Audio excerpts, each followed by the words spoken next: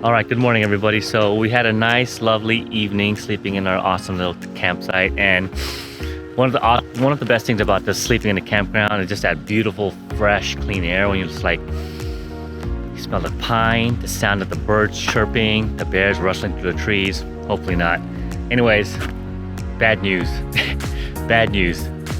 We ended up getting a flat tire somehow last night, and feels like a reality TV show where everything's going good, then you have something bad happen to you, like something that's pre-planned. And so luckily for us, we have a spare tire that we have for our awesome rental vehicle. But unfortunately in Denali Park, I was trying to do some research and there's not really many tire places or auto shops located in Denali. So what we're gonna have to do is just try to stay our course. We're gonna continue down with the spare tire over towards Talkeetna. And once we make our way towards a major city like Anchorage, or we'll see like Wasilla maybe even, if they're gonna have some tire shops there. But hopefully this flat tire is not gonna ruin our trip. And luckily for us today, it's a very, very light day actually. So we don't really have a lot of driving going on, not really a lot of activities planned. So hopefully this is not really a bad thing. You know, it's always good to know how to change a tire. If you've never done it before, I highly recommend learning, everybody. Because in the event of something like this happening on a vacation, you don't want to freak out, you don't want to have to worry, you don't have any anxiety attacks, you just want to feel calm and understand that, you know what, these things do happen. And yeah, nothing much you can really do about it, so no need to really get no need to get angry, no need to get frustrated. These things happen, right? It's part of life. One of the main things about life is how well can you handle circumstances that put you in a challenging spot.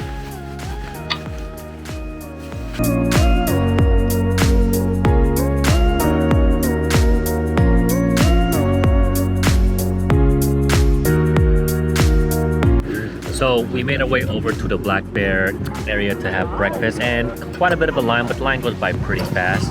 And so what we ended up ordering was the Bohemian, which is basically a choice of your eggs as well as either 2 English muffins or a focaccia type of bread.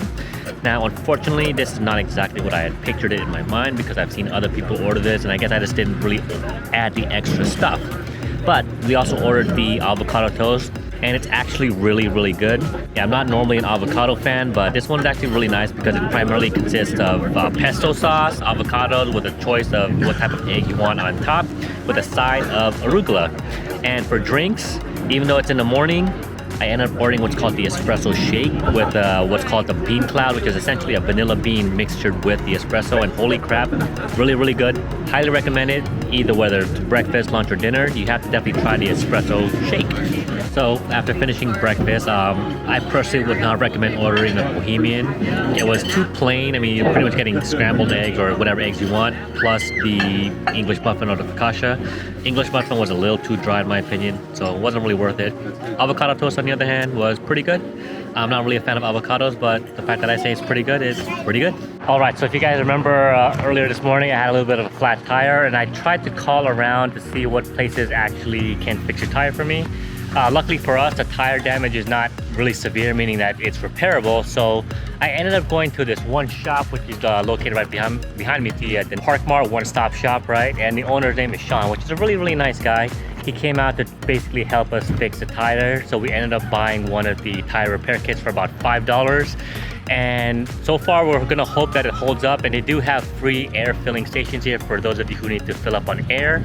And yeah, make sure to check them out if you guys want to grab your snacks, because I pretty much think this is the only store that actually does sell like snacks, drinks, water. We'll go check it out. Let's take a look.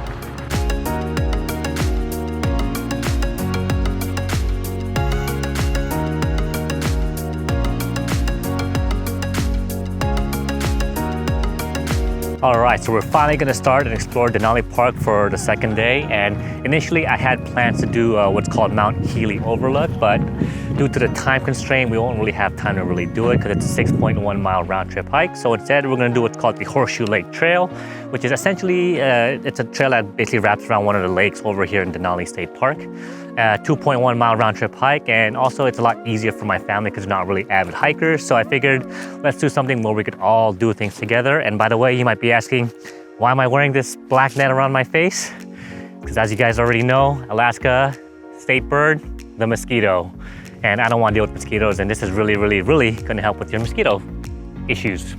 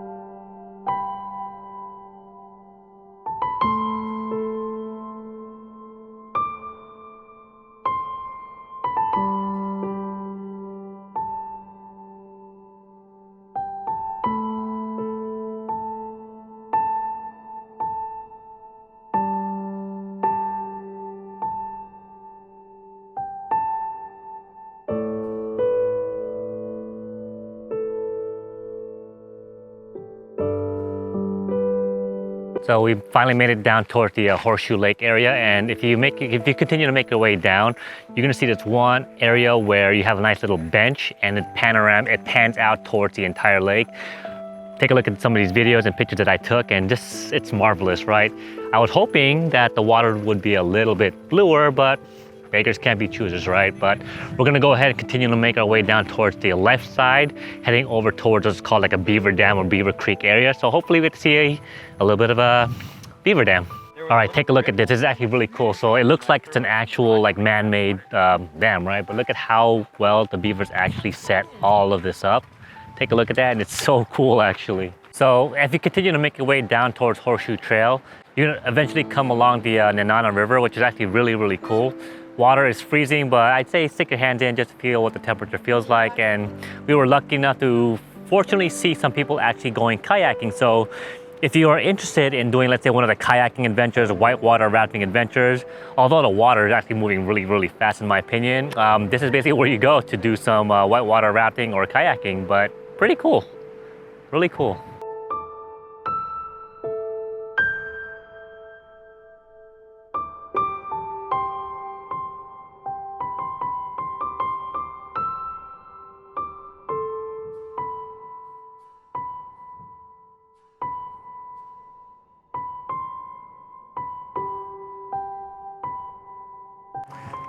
So we went ahead and finally finished Horseshoe Trail after like 4 or 5 hours. And one of the reasons why we ended up staying so long was the fact that we love to take pictures, like me, for example, as well as my stepdad. But we had a chance to, once we got closer towards the lake, for example, two things actually happened. Two awesome things actually happened. The first one was that we got a chance to see beavers up close and personal, doing their thing, making their little like dam, beaver dam, for example. And the other one, a majestic sight to see, was a moose. A big giant moose just hanging out in the lake, drinking water, doing its thing. And I got a chance to really take a nice picture with my camera. I didn't really have a nice little zoom function, but a picture of the moose with the Grand Denali Village Lodge in the peak of the mountains. It was just such a nice thing to see, and we spent about a good half an hour to about an hour just really enjoying nature, the moose, the beaver, just really doing its thing. And so before we start making our way down towards Talkeetna area, we're gonna have a little quick bite to eat here over at one of the burger joints, or rather a food truck. So let's go ahead and take a look and see what kind of food that they have available in this food truck. So that food truck place was actually not that bad. So we ended up ordering a hamburger, the fish and chips, as well as the halibut tacos. And honestly, the hamburger didn't look really good. My sister, my brother, my stepdad, and my mom ended up ordering that. And stupid car, what are you doing driving on the residential walkway? Don't do that, people. Anyways, I would highly recommend actually either getting the fish and chips or the halibut tacos, because they were actually really good. And you know, you're kind of here in Alaska, you want to try something seafood, right? You don't want to get a burger. Anyways, before we start making our way down towards Talkeetna, we want to do some final shopping here at the Denali Village shopping area. So when we were walking by, we saw this awesome looking ice cream shop that we are definitely gonna have before we go. So let's go ahead and take a look at the Denali Ice Cream Glacier Scoops.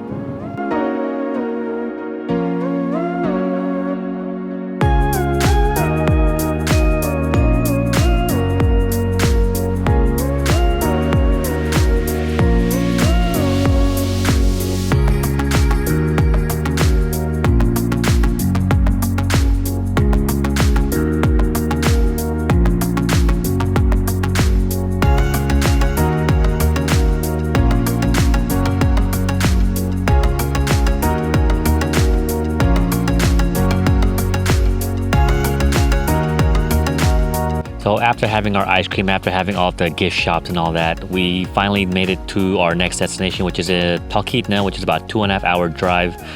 2.5 hour drive from Denali State Park. And I have to say that as we were making our way out of the village, or after the Denali State Park village, and just leaving, you get a little sense of sadness knowing that you are leaving such a majestic and beautiful national park. And this is honestly one of the nicest places I've ever been to, at least in the United States. And I've been to places like Bryce Canyon, Yosemite, what else is there, Yellowstone. Like there's nothing that beats like when you see mountains and just so many different trailheads along the area.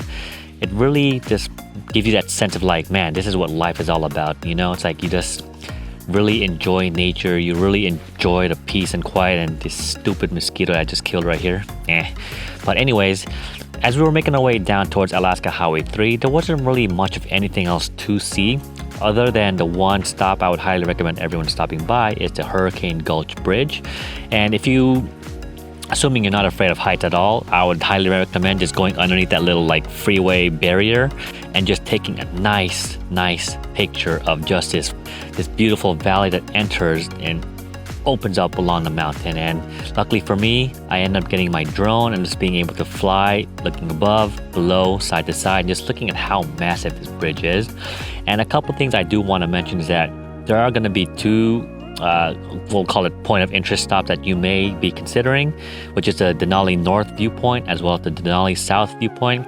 I would highly recommend just going ahead and skipping this, primarily due to the fact that we've already done the Denali bus tour. And if you're the fact that we're already on the inside of Denali, getting more beautiful pictures, more scenic viewpoints, you don't really need to stop by the north and south viewpoints if you are driving along the Alaska Highway 3, so just go ahead and skip it. So we're staying at a place called Talkeetna East Lodge, and I remember paying about $200 a night for about 6 people. And if you take a look at the accommodation, it's actually a really nice place. So they have about 4 bedrooms, about full queen size, as well as an upstairs, downstairs, full-size kitchen, bathroom downstairs, as well as bathroom upstairs. And the one unique feature about this location is the fact that they have a small little barrel sauna room. Now, unfortunately, due to the fact that we came in pretty late, like at around 9 o'clock, it wasn't really operating at that point. But I would imagine after, let's say, a nice hike or a nice little, you know what, doesn't even matter if you're hiking or not, just after driving for about 2.5 hours, getting into that sauna room would definitely feel very fantastic. And I kind of wish it was open and operating because I would definitely really enjoy it right now. So after checking into our accommodation area, we want to go ahead and find a place to eat.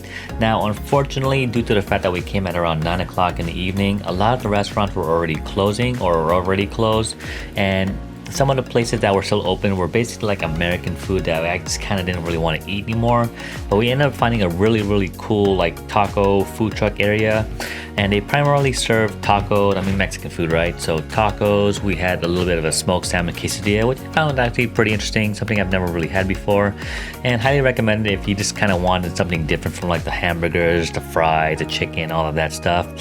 One of the cool things about Talkeetna downtown is the fact that it's such a small and quaint little community. Like they had these 2 live musical bands playing in 2 different bars, and it seemed like everyone kind of knew each other. Everyone saying hi, everyone saying, high-fiving each other, dancing, and coming from a big city like Los Angeles or like Seattle, for example, you don't really get that community vibe. You don't get that small town feeling like you did with Talkeetna. And it was just kind of nice. And I was talking to one of the locals over there, and they're saying that they had just recently opened up the bars in the area, primarily I guess due to COVID reasons, and so they were kind of celebrating and had a lot of live music playing around, and I thought that was again really cool. So unfortunately, due to the fact that tomorrow, or rather the next day, is going to be Sunday, July 4th, remember, it's my birthday, July 4th, I'm not really too sure what places are going to be open, but I figured we'd go ahead and do a quick stop by over at Talkeetna, the downtown area, and to see